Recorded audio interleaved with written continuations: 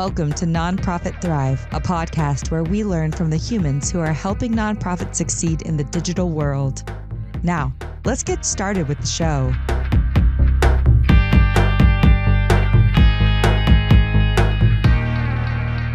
Welcome. I'm Ben Freda, host of the show, where we share the stories of leaders in the nonprofit space, the people behind the organizations, the foundations, the companies that help nonprofits change the world. Past guests have included Ryan Osmick of Soapbox Engage, who helped me understand more about CRMs and why they're important.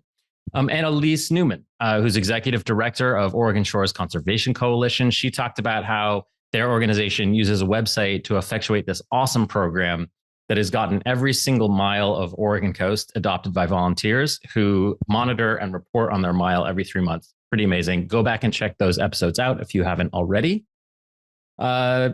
Before we get to today's guest, I must let you know that the podcast is sponsored by BFC Digital, which is my company, surprise, surprise, where we help nonprofits thrive on the web. If you work at a nonprofit or a foundation or another type of social change organization, maybe a university, I'm sure you know that unless you're doing a huge, chunky, big project in the multiple tens of thousands of dollar budget range, how hard it is to find reputable, responsive, friendly help for your web issues. At BFC Digital, we help our clients succeed on the web by being your friendly neighborhood web tech partner. We can help you fix your bugs, evolve your web presence, integrate the new donation system to the site, and we can do it all without ever asking you to fill out a support ticket, which is one of our huge things. People hate support tickets, and they should. Go to bfcdigital.com to learn more. So, on to today's episode. I am very excited to have a guest, who's a little bit different from our past guests, but super excited about it. Will give us another perspective. We have on today's show Wendy Davis, who is Chief Experience Officer at Agile Cloud Consulting. She spent 25 years managing technology for nonprofits, colleges, universities of all types and sizes across North America and globally. And in 2020, at the height of COVID, she ran for office in her native Utah and came within 78 votes, that's less than 100 votes, of flipping Utah House District 45 blue for the first time in 10 years. She has a new book out about the experience called The Fight You Don't See, which if you're looking at the video version, you can see me holding up now. It's a personal account of what it's like behind the scenes of a political campaign. It's an amazing read. Wendy, thank you so much for joining us. It is my pleasure, Ben. Thank you for having me. Yeah, I'm really excited to talk to you. And one of the first things we always ask people on the show, and we'll get into nonprofit, we'll get into politics, is really, and a little bit of this is in the book, but you as a kid. So you growing up in Illinois, and you get interested in politics at an early age. But can you go through a little bit of that, like how, what interested you as a kid and what you thought you were going to do with your life? Yeah, sure. Love to talk about my origin story. I grew up in a working class family. My dad was former Navy, and a lot of my uncles and cousins were in the trades. So very working class labor in central Illinois, right in the heart of Caterpillar country.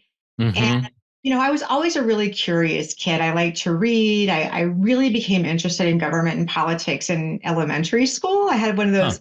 One of those teachers who just inspires you. And I was just fascinated with all things government and remember learning about the Illinois state constitution. I know this sounds really geeky for like a 10-year-old, but when I was in middle school, we had an assembly and our state senator came to speak to us. And he was Darcy's dad, Senator Luft.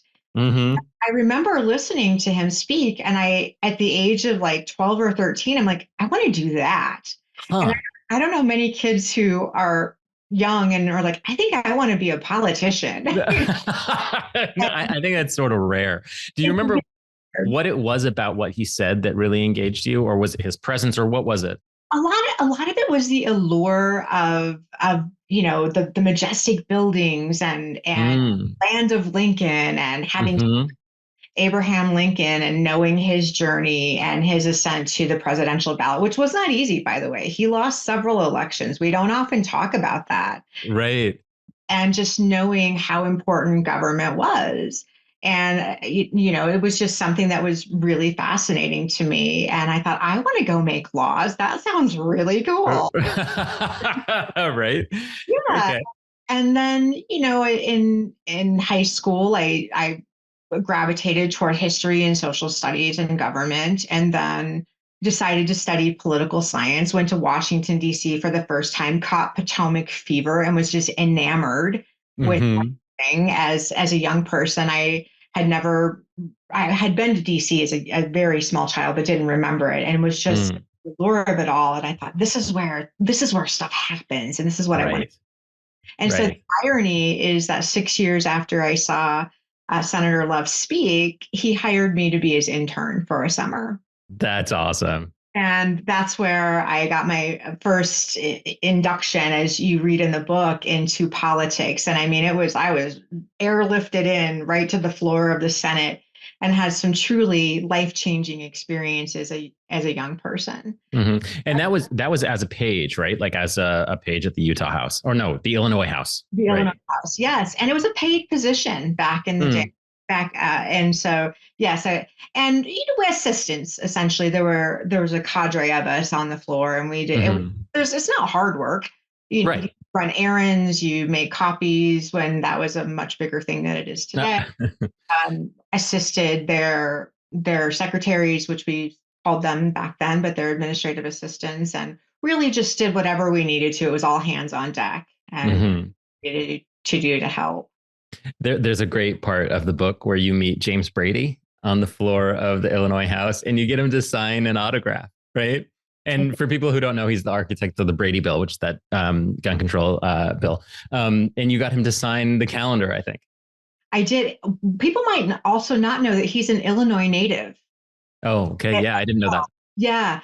And he and his wife, Sarah, were making the rounds advocating for the Brady bill. This was in the late 80s. And I was just enamored. I also share in the book my very vivid recollection of the day that Ronald Reagan experienced the assassination attempt, and how much of an impact that made on me as a very young child, and how upsetting that was. And everybody knew Mr. Brady took a bullet for the president, right? Not intentionally. And so to be there literally face to face with him was just astounding. And everyone cleared away. And I recognized that no one was talking to him and his mother. And I just said, Mr. Brady, is there something I can get you? And he's like, yeah, could I get a glass of water? And then I'm like, I knew this was important, even as a teenager. And I asked him, it was basically a small booklet that had all the bills written in it that they were going to cover that day. And he signed that for me.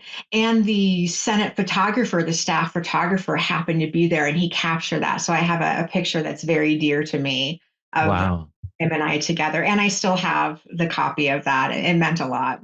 Wow, that's really cool. One thing that's a bit tangential, but just reading your book, one of the things I really liked about it was the interweaving of childhood experiences that you'd had with like your candidacy. And, it's kind of a chronological story of the candidacy from the beginning to the end. But in between, there are sort of stories about your childhood and how you were brought up and why you're interested. I mean, I thought that was a really interesting choice and a good one. Did you plan on doing that from the beginning, or was it just going to be sort of a book about your candidacy? I knew it would be a memoir, and our lives are not linear paths. I mean, and it was surprising to me when I started to really think about how I wanted this to unravel, how important my upbringing was, and my childhood, good and the bad. Like, I didn't have an childhood. Right. I had divorced parents, lived in some pretty tough economic times, but those are the things that make me who I am. And so in telling the story of running for office, I did want to weave these things in. And while I haven't lived in Illinois for a very long time, those experiences that you have in those formidable years are so critical. And even into the stage of adulthood that I'm in, I'm from a small town, and a pretty small group of kids that I grew up with. And there's these shared experiences that only the kids you grew up with really can. Yeah. And it's been so fascinating to me as people have reached out to me about the book, and even people that I wasn't super close to and, my growing up years have really found parts of the book. I was just messaging an old friend this morning and she's asking me she's like, who was that person? And then she started to share all of her memories about her dad in our hometown and all of his Wow. politics. And so that's meant a lot to me, that it's conjured up memories for a lot of people when I was able to share my memories. But our paths, they're intertwined, and to pretend like I got where I am today and there's not this history there, Right. it was important to weave that into that. That's interesting. One of the fascinating things too was the story of your dad growing up in a carnival. Yeah. Which is something I'd always, I never knew was real. You hear about like carnies and stuff traveling with the carnival. But he actually grew up in that environment, moving around. Is that accurate? And he had to, and in the book, you talk about how he had to learn to sort of talk, and be a presence in a room and stuff to get people to guess their weight or whatever the thing he was doing. And later on, you became big in debate, right? Like in high school, which was a good way of sort of starting in politics too. Do you think those two things are connected? Did he encourage you at all? I mean, how did that work? Yeah, it's fascinating. So my father's family was very poor. Like, this is not a romantic story. Very poor. Like, my grandfather, his dad was a taxi cab driver for years, and they just had a really hard time making ends meet. And somebody got the crazy idea, like, we should make a lemonade shake-up stand. And so that was the business. And there was a family recipe with lemons and sugar. This is not hard recipe. And they traveled with the carnival. And Yeah. and when my dad and his siblings were younger, and my grandpa got this idea, like, all those little tchotchkes that you can give away. I don't know where they bought them back, in the 60s. But my dad would wear a little straw hat and had the little apron on with the money in it. And he would say, if I can guess your weight within 10 pounds or your age within 3 years, you win a prize. And he was a kid. And Yeah. he was a carnival caller. Yeah, totally. Yeah, as they were growing up, that's what their family did. And it's seasonal work. And so I think that part of the book kind of it surprises everyone. I said, my dad came from a family of carnies, and they're like, what? What? I'm like, well, people travel with the carnival, and they set this, and they all travel together, and they move from these little towns all in the Midwest from spring all the way into the fall. So yes, that's kind of a interesting part of my family that's very unusual. Yeah, that is great. That's great. Did he pass away before you ran for? Obviously, I can't remember in the book. He did. Okay. Yeah. Unfortunately, he died of complications from Alzheimer's. But my dad was always very politically aware, and because of my dad, I watched the Today Show since I was a small kid. Every morning we watched the news. He read the newspaper. And very politically aware and voted. He never ran for office or canvassed for anyone that I know of, but knew what was going on in politics. We would talk about it. It was just very unusual, I think, and because I kind of geeked out about it. But when I would come home from work, I'd go into his office. He had an office on site, and we would just. I remember during the Ollie North trials in the '80s, I'd watch him at work on the TV in the donut shop. And I was like, Dad, this is what happened. And we would just talk about it. And like, we both super geeked out to it. Yeah, that's funny. That's funny. So he encouraged you at least in that way. What about your mom? Was she interested in politics at all or not, or less? My mom always voted. My mom also worked for the government. She was a bureaucrat her whole life. She worked for the Veterans Administration, but she wasn't particularly civically engaged beyond voting that I recall. But she very voted in every election. That's important to her, but nothing more than that. Gotcha.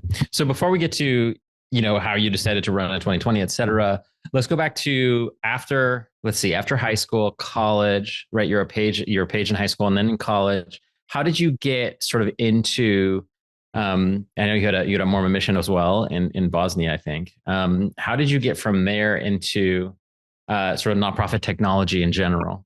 It's so, yeah, really quick timeline. Went to school. I actually joined the LDS church when I was in college. This is very unusual. I was a convert, which is really unusual. And what could you, if you don't mind my asking, what made you do that? Like, what was it just you? Was it people you knew, or what how did that come about? Well, I think at that point in my life, and I was 20, I was Mm. really looking for a community Hmm. I could belong. And I had different communities. I mean, my hometown and my college friends, but it was this sense of community that really drew me in, Hmm. and I felt like I belonged.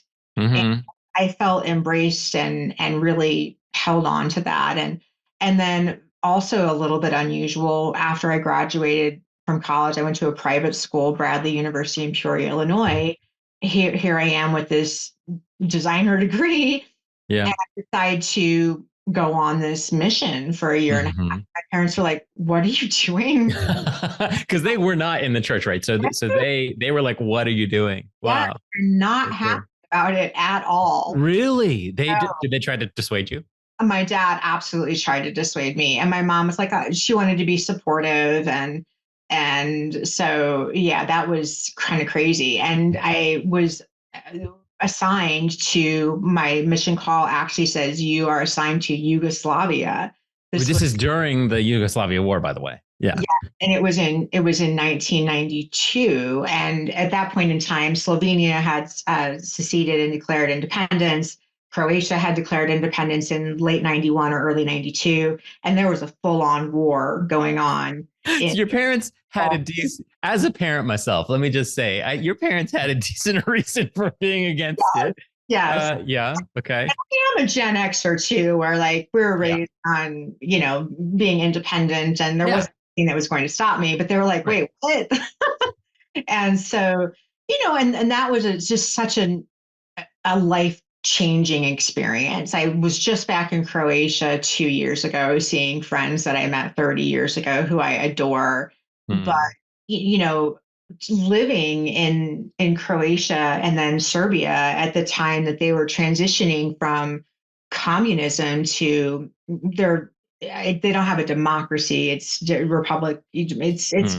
complicated forms of government, but living there during that was very, very interesting, and it was an Hmm. interesting time in history. I feel like an old woman, but the Hmm. fall of the Berlin Wall had Hmm. a domino effect, and we saw the breakup of the Soviet Union, and we saw the breakup of other communist countries, and that whole region dramatically changed in a very short period of time. So living there during that was quite interesting. So come home from that, back to But Illinois. but you have to also mention that you were bombed.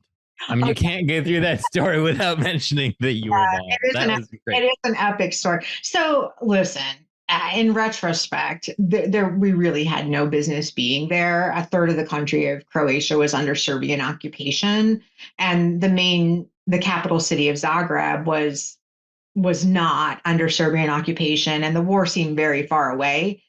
The war was distant and close all at the same time, if that makes any sense. Like there were no bombs in Zagreb, but everybody knew someone who died, Hmm. and these cultures were all one, and these subcultures of these autonomous provinces or regions were everybody knew somebody who was Serbian or Bosnian or what have Sure. you. Yeah. So we left. It was July 14th, 1993. Yeah. Get it? Yeah. Took a bus to a city about 40 kilometers away. And it was I mean, July, it's the apex of the sun. You're going to have a lot of light. And we were there for a meeting, and I knew that the city was closer to the front, but it wasn't anything that anybody was worried about. And right in the middle of the meeting, Yikes. and I'm like, oh, Right. this must be what it feels like to live in Karlovac. Yeah. And it wasn't normal, and the air raid sirens went off, and I'm like, I have literally never been to this city before. I have no idea what to do. And Right. so we took off like running down the street looking for shelter, and ended up breaking a storefront to hide, and were able to get out of the city in a car. But other folks that I was with had to stay in a discotheque underground for hours and hours until the bombing subsided. So I had serious PTSD from that. I didn't even know what PTSD was. Right. I thought only military people could have PTSD. And now Right. we Right. know in our current era that lots of people can have PTSD for lots of different reasons. But I really, really struggled for a couple of years with, Wow. and just the sounds, and that is a very traumatic experience. For sure. And yeah, live to tell. And I wrote about it for sure. And all of these stories, Ben, they're this aggregation of who you are, what you believe, how you Mm. come to believe what you believe. Yeah. When you live in a former communist country, how does your empathy change? How does your worldview change? Right. Mm-hmm. So that's another reason why I share the stories. This tapestry of ideas and experiences makes us who we are. Right. You know? Right. Sure. Yeah. That experience. You talk about that a little bit in the book. Again, we can cut any of this you don't want to talk about, but Oh, I probably should have warned you before bringing up a traumatic experience. oh no. But but you talk about that in the book, yeah, about being pro-choice Yes. and how that and you weren't really sure where that came from. It was just kind of how you always were. And then you moved and were part of the church, of course, and that makes you a bit different, I guess, in that context. But how you're not for that particular one, you're not exactly sure where it comes from, but it comes from all this stuff, right? Like all the combination of influences and experiences and all that. It sure does. And I said I didn't know where it comes from because I didn't feel like my parents ever talked about it. I'm Right. sure I was, I'm sure ideas were presented to me in ways that were passive. Right. But I always believed, ever since could remember, that people should be free. They should be equal. They should be allowed to do what they wanted to do within Mm, the law.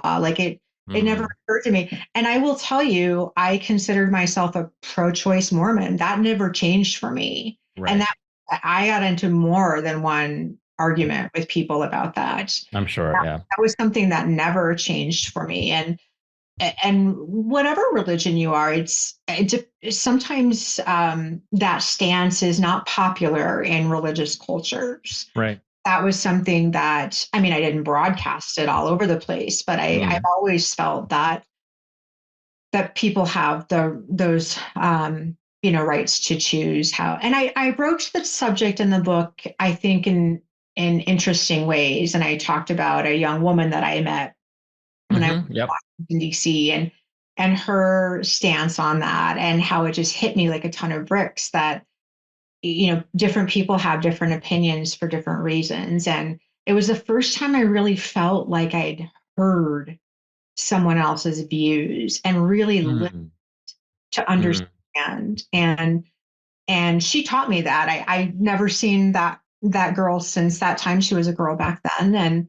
And I just hope that she knows how much she taught other people just by being her and by sharing those views. Hmm. Yeah, that was interesting because from what I remember at the story in the book, she doesn't say, she essentially says she doesn't know where she stands on it, right? And she says, I was an adopted child. My mom gave me up for adoption. And yeah, am I getting this right? And and you kind of left with the feeling that, well, this may have been somebody whose parents would have opted for abortion, maybe, or and that might color her views or whatever. But it was a really interesting story. Yeah. Yeah. Yeah, and I think also, it's how do you do that in today's culture? Like, I feel like so much of communication about politics, particularly, is about this idea of which team you're on, and the other team is bad, and your team is good, um, and righteous anger and indignation about the other team, and blah blah blah. But as a candidate, you're going around knocking on doors, asking people how they feel about things and how you can help them. So how do you turn that off, like that team sort of feeling, and really listen to what they say? Do you have any like tricks that the rest of us could use? I one of the things that was most important to me when I was a candidate was literally meeting people at their doorsteps. And I think, Ben, when you're talking to someone face to face, and not hiding behind social media or throwing out a Yeah. tweet or a Facebook, Mhm. that you have to look someone in the eye and have a conversation. And was I insulted directly for rational and irrational things? Absolutely. Mm. But I really think that we're more alike than we are different. And we often agree on what problems are, but we don't often agree on how to solve them. And I think that Yeah. that's what the difference is. And so, I mean, I never led with the controversial things, but it was in the middle of the confirmation of a new Supreme Court Oh. justice. And I mean, I had people open the doors and ask me directly, what are your feelings on this topic? And I was like, oh, we're going to lead with that. This was the Kavanaugh thing. Is that what it was? Amy Coney Bryant.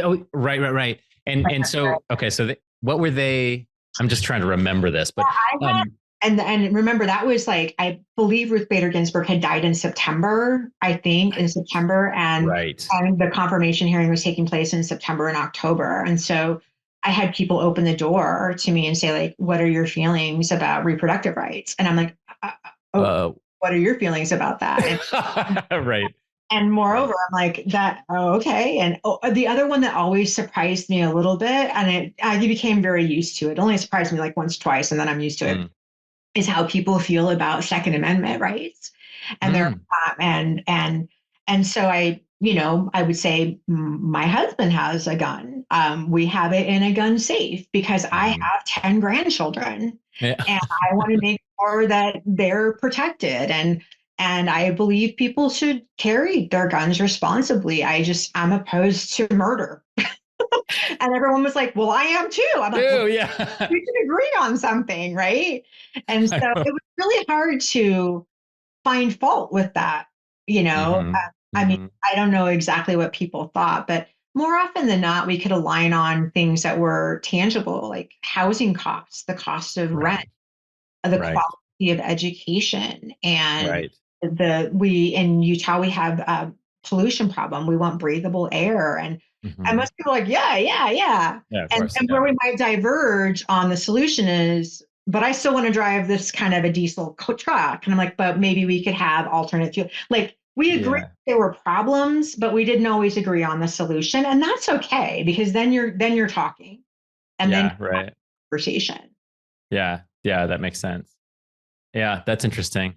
I had a we could probably cut this, but no, I was in my laundry room this morning. I live in an apartment building, and there's one laundry room in the basement. It's 12 stories, and somebody had left their laundry there, I guess, overnight. And somebody had written a nasty note about how if you leave your laundry in the laundry room overnight, you're not allowed to do that. And next time I'll throw it out, and just left this note on the thing. And I was like, that seems a little harsh. You know what I mean? Like you're pissed about something. You don't even know whose laundry it is. You don't know why they left it there overnight. Maybe they have a baby and they didn't get any sleep. Who knows? I don't know. Maybe they got hurt. It beats me. But like, I certainly know that their laundry being in the corner of the laundry room is not really hurting anybody. And I wonder if the letter writer, if they had to say that to the person face to face, like you did door to door, would be able to trigger some more maybe empathy for whoever laundry it was, in the way that you had to with gun rights. Intentions. And I'll have a converse to that story because when I lived in an apartment building, I had a coin op laundry as well. Mm.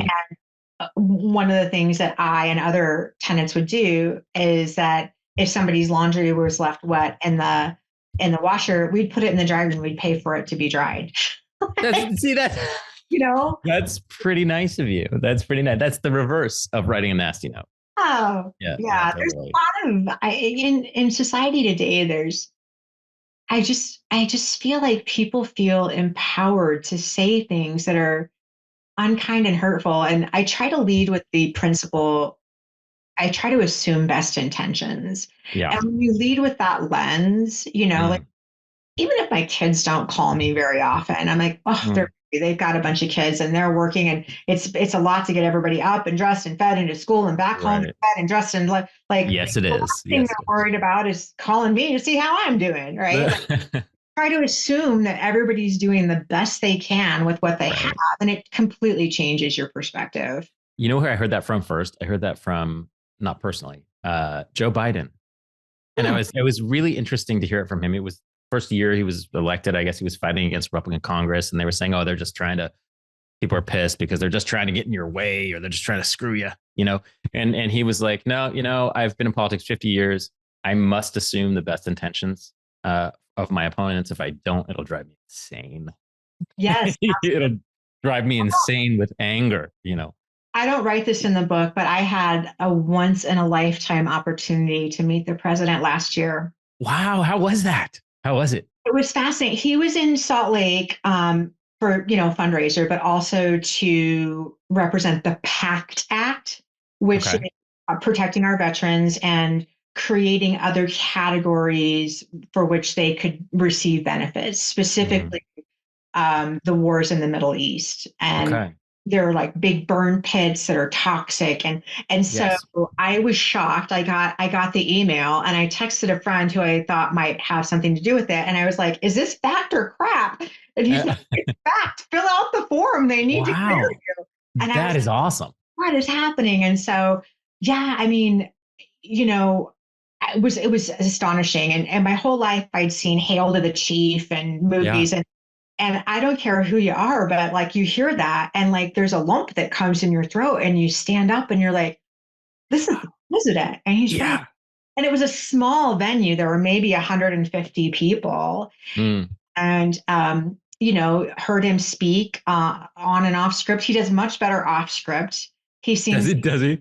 Yeah, he just seemed when he's reading I'm like, do you need a pair of glasses? Like, when he's reading the Yeah. teleprompter, you can tell he's got to be on message. But there was a young veteran, a female, who had lost a lung because of Mm. exposure in Iraq, Oof.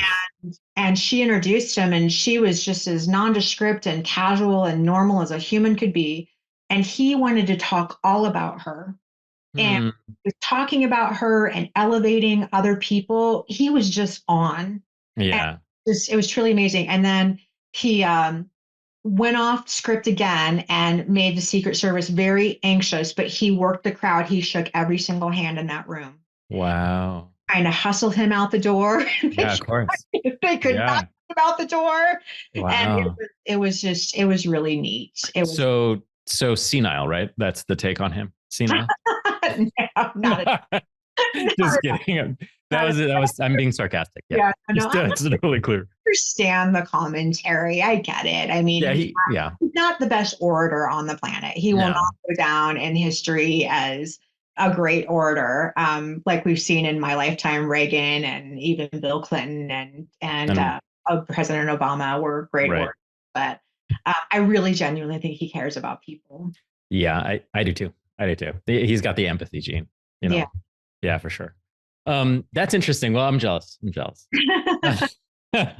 Okay. So let me, as I said before we start recording these, we always get off topic and these things. But this, which is great. That means it's a good conversation. So we were in Bosnia, right? Or Croatia, I suppose. And then in Serbia, and you get back from that mission. Did you have a job lined up at that point? Did you have any idea what you wanted to do? No. I ended up staying in Central Illinois for a couple years and was just really unhappy. I felt like I had a great education and there just weren't any jobs for me in that market. And so I loaded up my little car and I moved to Utah and I never looked back. Mm-hmm. I got a job at the University of Utah working in human resources. And this was in the mid to late 90s when ERP systems were becoming a big thing, especially in higher education. Define ERP for people. Yeah, enterprise resource planning. I don't even know that we call them ERPs anymore. There's a different moniker for them today, but really big systems: student, financial aid, HR, finance, alumni, what have you. And my university was one of the early adopters of PeopleSoft. Okay. We were going through a PeopleSoft implementation. And my manager at the time and my dear friend got a cold email, right? And by the way, the first time I ever got an email was when I moved to Utah. And I was like, what is this? That's funny. And so she's like, I think you need to look at this. And the email pitch was from an intern at a company named SCT. Mm-hmm. Said, like, we know you're implementing PeopleSoft. We get it. We're not trying to convince you of that. But if there's anybody there who is interested in HR technology and Mm-hmm. in a job of travel, like, we're hiring. And Hmm. I'm like, I'm young. I got nothing to lose. And so the next thing I know, I'm on a plane to Philadelphia and Hmm. going to Malvern, Pennsylvania to talk to the largest company in the world that built student information systems. Okay. Got my first job in tech. Wow. Okay. I had I knew HR and I could communicate well enough. And a manager took a chance on me. She's like, I can teach you everything you need to know. She's like, Right. and so that's how it all started. I mean, in Wow. Salesforce, people talk about becoming an accidental admin. Like, I became Yeah. an accidental technologist Oh, yeah. through the sales process where I would configure systems for large colleges and universities in order to demonstrate the capabilities of the software, right? Right. And Right. so traveled the world. Mm-hmm. I've been to every small community college you could possibly think of in the most remote parts of this country, That many is large awesome. colleges and universities. People often say, have you been to fill in the blank in North Dakota? Yep, I've been there. If there's a university there, right? And But I have to ask you, only because my daughter, who's 12, and my son, who's 8, have a joke that North Dakota is pretend, that it's not a real place because they've never met anyone from there. They can't think of anyone from there, and they can't think of a single thing that exists there or city. So you've been there. I can I tell that have been I have there. met a person who actually has set foot in North Dakota. It's a real place. I think it was my 49th state. And my Yeah. 50th was Alaska. It Yeah. long time to get to both of those states, but I was able to get there. And I just had this amazing career Hmm. selling software and like as technology is rapidly Oh, evolving yeah. and having to learn this. I remember the first learning management systems that came out. And there were a whole horde of them in the dot-com era when Yeah. everybody was getting venture capital, and there were maybe Hmm. 12 of them. And then they started getting purchased. And we're trying to figure out how to integrate them into our student systems and how before students could register on the web, like all the Right. first offerings for web registration and Yeah. checking your financial aid, like all this is like rapidly evolving, right? For So sure. super exciting time.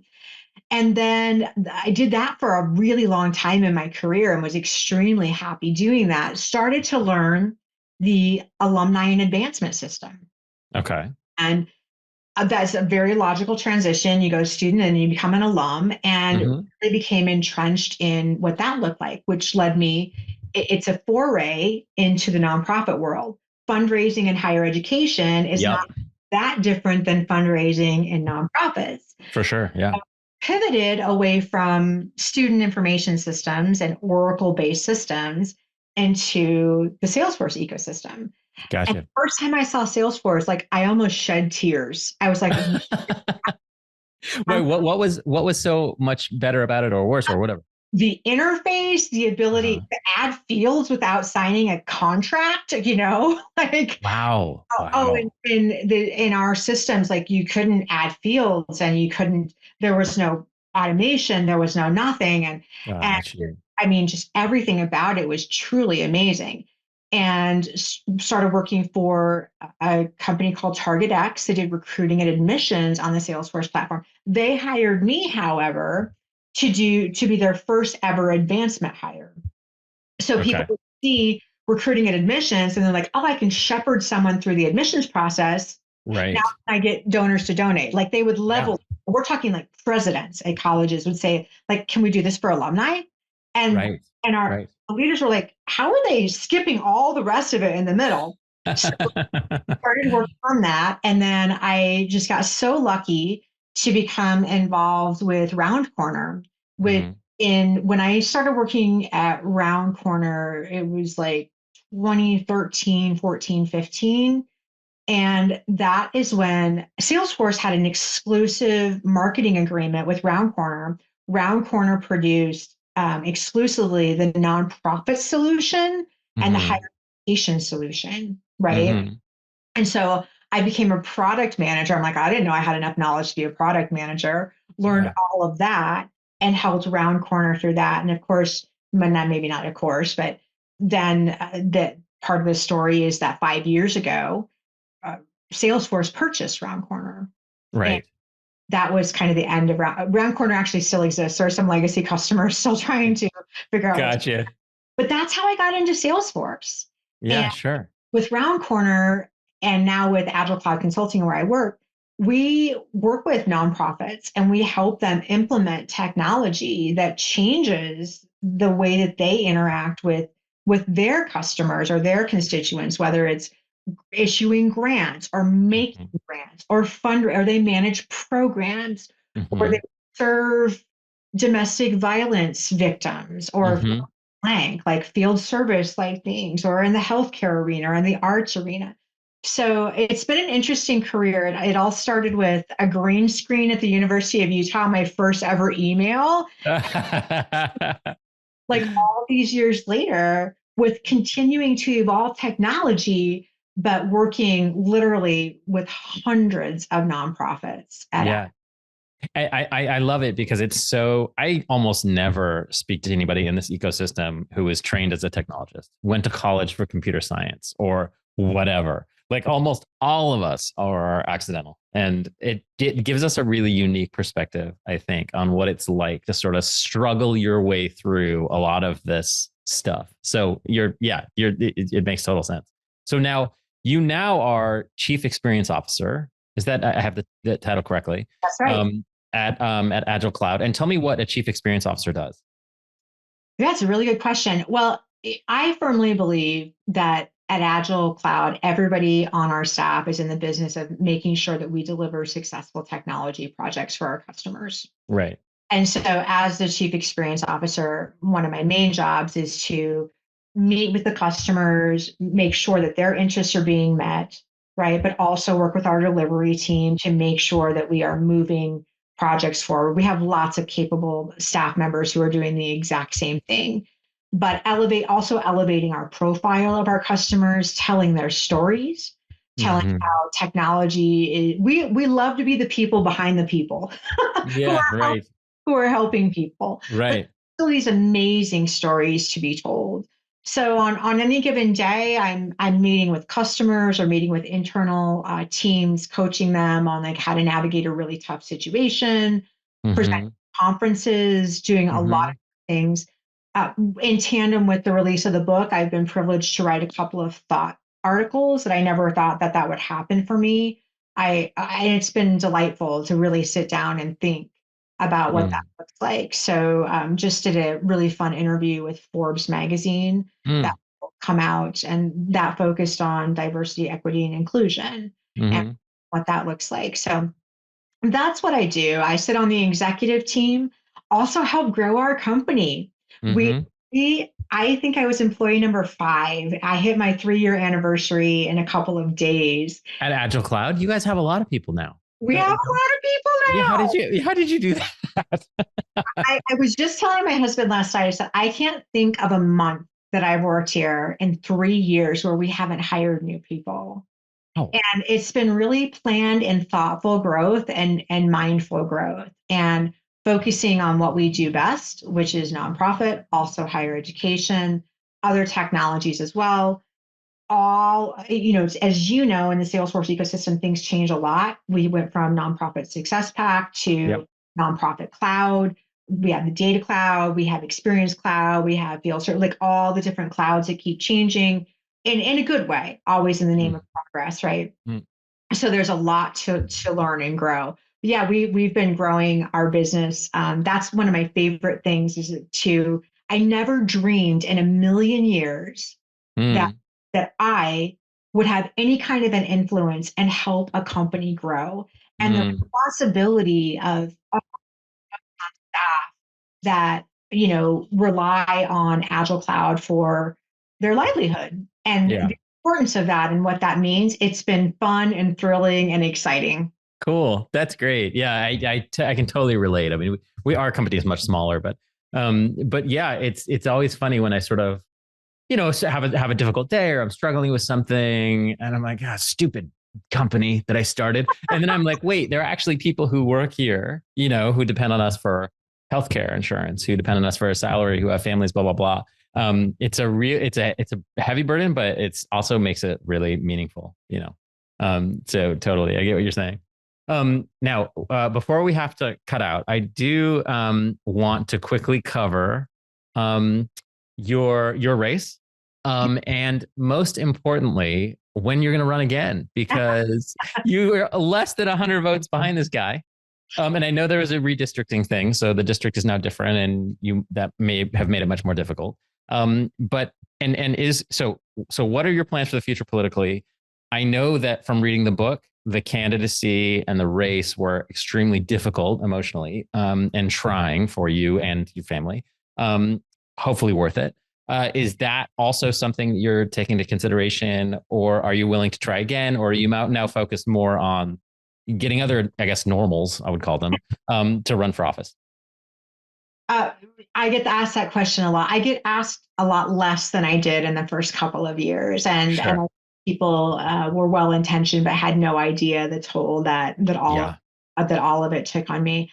Listen, I leave the door open, and it was really hard to be redistricted and made sure that I could never run against that competitor again. I actually take that as a badge of honor. You should. They did it on purpose. They did it on purpose to keep. Oh, I know. Yeah. They did it on purpose because I was a threat. And it doesn't matter what anybody says. I know that that's a fact. Yeah. And so I just had it validated again recently by a lawmaker. And I couldn't believe what this lawmaker said out in her out loud voice. First said, I was in the room when they said, make sure that she can. Really? Because that's not in the book. In the book, there's no like smoking gun. That's why they redistricted. But what you just said is the floor. I'm like, I can't believe the smoking gun. Just said that out loud. And that is the smoking gun right there. Wow. And part of me, I don't like to lose, and I'm very persistent. I usually hit all my goals, even if it's not within the time frame that I think it's going to be in. So I always leave that door open. I mean, a couple of things that I don't like. I don't like people to become complacent, even if they're in my own party. I don't believe in career politicians. I think competition is good for us. Yeah. Challenge people. Sure. Just leave that door open. It would be the right race at the right time for me. I don't really want to be on a city council, full board, not my jam. I've always felt like state legislature is where I would excel at that level. So, but I'm open to whatever that might look like. But right now, I'm super happy. I'm, growing this company. I do have full support of my leadership team. Was one of the things that I asked Sharif. I said, listen, I don't need your permission. If you ever did choose to run again, would you support me? And without hesitating, he's like, absolutely. Oh, yeah. In fact, recently this year, he's like, I think you should run again. Good for him. Yeah, I should have that. So we'll see. But I love being in this seat. I don't have a party that I'm beholden to, voters that I'm beholden to, leadership. Yeah. So I can say and do things that other people might not be able to say and do because they're under a microscope and they're accountable in a different way. Yeah. Yeah. Although I think, as we have seen, maybe some of those behavioral norms that you're expected to hit as a, let's just say, candidate for national office, maybe those norms won't necessarily. Anyway. And, I shouldn't do this. Like the last thing I read before I go to bed is usually like a Twitter feed. And there's a young woman running for United States Senate out of Utah. And she posts a lot on social media. And I was just reading, I think it was 195 comments, mostly from men who were so kind and horrible. And I'm like, why would I want to put myself through that again? Yeah. And I was it's gross to me. And I think it's harder to run. I think it's just more divisive. I really believe that good people with good intentions are dissuaded from running. Yeah. It's really hard. And you factor into that calculus, like it's just not worth it to me. Yeah. And we need to change that. And so there's a lot to factor in, but you never know. I've left that door open. It's not in my 2024 plan. But I was hoping to have the scoop. on No this podcast. I was going to have the scoop. Yeah. No, yeah. Okay. Well, good. Well, let us, keep us updated because it would be great. We would love to see, I would love to, I don't live in Utah, but I would still love to see you run again. That would be great just from this experience. Thank you. I appreciate it. And I really appreciate the opportunity today to talk with you about all of these things and, not just the book, but also one of the things I write in the book is our lives are daisy chained together with ands. I'm not just one thing. Mm-hmm. I'm not just a chief experience officer. I'm not just a mom. I'm not just I'm not just we're this amalgam. We're multidimensional. And the that we do in our personal lives, they impact our work in good ways, right? Like we should be multifaceted. We should encourage people to pursue their passions outside of work, and it creates dimension to them as well. So thanks for providing a conversation where I'm able to be me. Yeah, it was great. Thank you so much for coming on. I really appreciate it. And just in case people missed it, where can they go to find out more about you and what you do? Sure. Well, you can find out about Agile Cloud Consulting at agilecloudconsulting.com. I do have a personal website, wendydavisuta.com, not to be confused with the other Wendy Davis. And there's where you can read a lot of information about my book, and your podcast will be linked there and other media as well. If people are interested in buying the book, it's available right now on Amazon. And hopefully in the next 2 weeks, if you're an audiobook person, I have read the book. Awesome. Very cool. It's in post-production. That's very interesting. So the audiobook will be out very soon. But yes, the best place to get it, or your local bookstore or your library, you can request it. Okay, great. Thank you so much. It was great to talk to you. Yeah, thank you as well, Ben. I really appreciate it. Thanks for listening to the Nonprofit Thrive podcast. We'll see you next time, and be sure to click subscribe to get future episodes.